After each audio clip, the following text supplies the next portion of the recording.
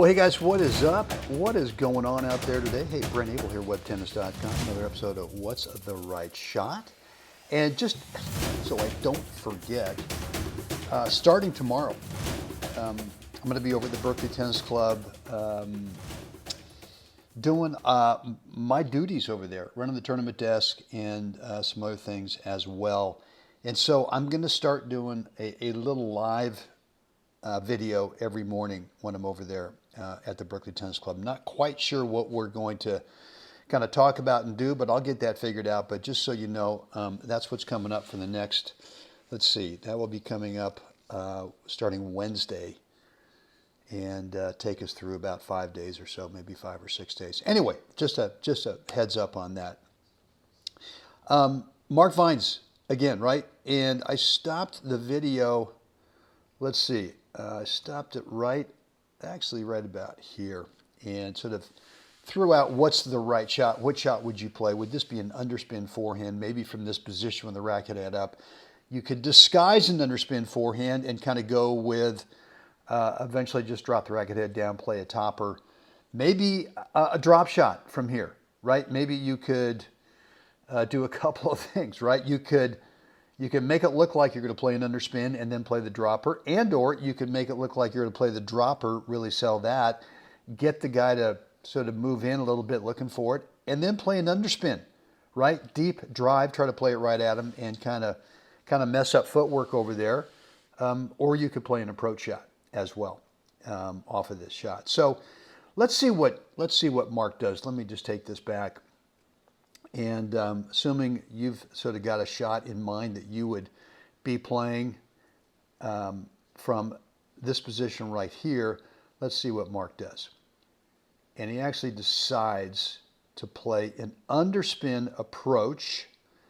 And lo and behold, what does he get out of this? He gets a relatively easy, slightly above head high forehand volley. Not completely easy, right? But he waits on it and ends up playing it to, for him, with a lefty, which would be getting around that outside corner, kind of carving over there to be able to play the winning volley. I want to take you back here and get you thinking about a couple of things here.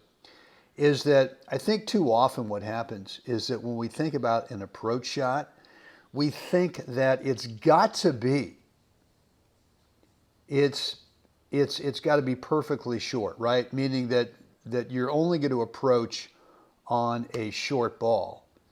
And yet, here you are, if you look at Mark's back foot, slightly touching the baseline, right? I think what he's done here is he's showed enough disguise where the opponent over there is not really 100% sure what's about to come out of it. So they're not sure, anticipation-wise, obviously, but where they should be on the court.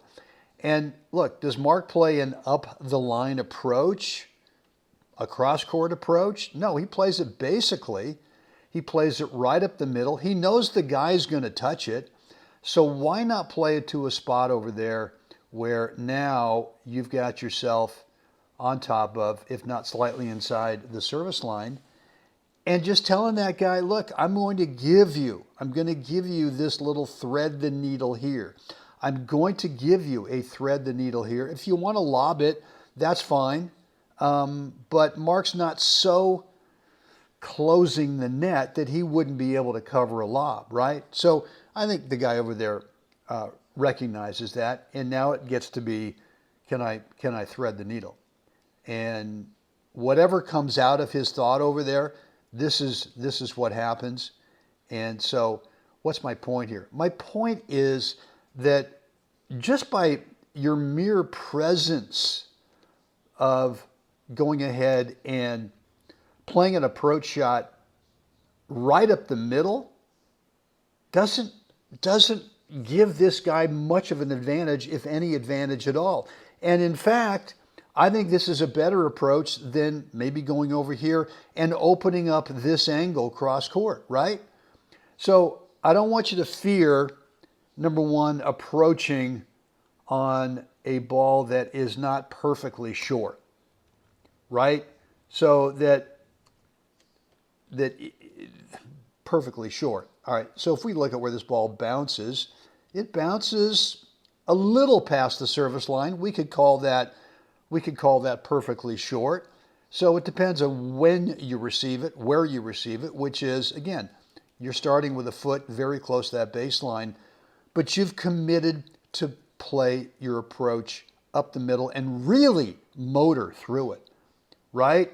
Really get yourself through that ball and now just present yourself up there and just go, come on, man, let's see again. I'll give you the thread, the needles. I'll give you 2 of those, and there you have it. So, and then the other thing with this volley, look, the tough thing with this high forehand volley is we tend to reach too early, right? We want to get to it so badly that we reach way out in front. And I think if we had the camera over here looking at Mark from the side, what we would see is that he's not way off balance, jackknifing forward just to make sure that you take it early. I've always felt that you've got to play the high forehand and the high backhand a hair later, that you've got to play it a little bit more to your side, get around it out there, and there you have it. All right, look, I'm going to play this point in slow motion for you, but definitely want to hear what's on your mind from today's point of what's the right shot. Talk to me about approach shots. Talk to me about that high forehand volley, and love to read, respond. If you want to keep the conversation private, we can do that as well. And there you have it. All right, look, I'm going to play this point in slow motion for you.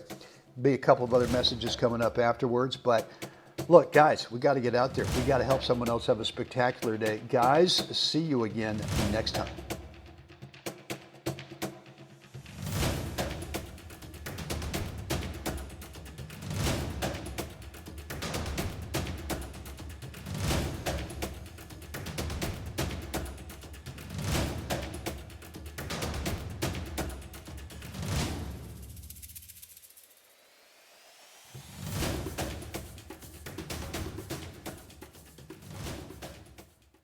Hey guys, I highly recommend Mark's senior tennis camps over at Set Camps. Best way to get in touch with him, get more information, mevtennis@hotmail.com.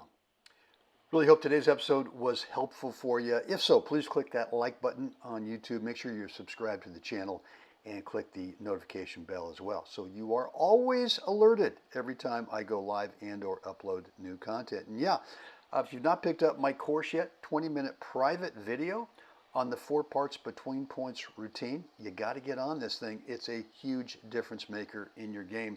80% of the time when we're playing a match, guess what?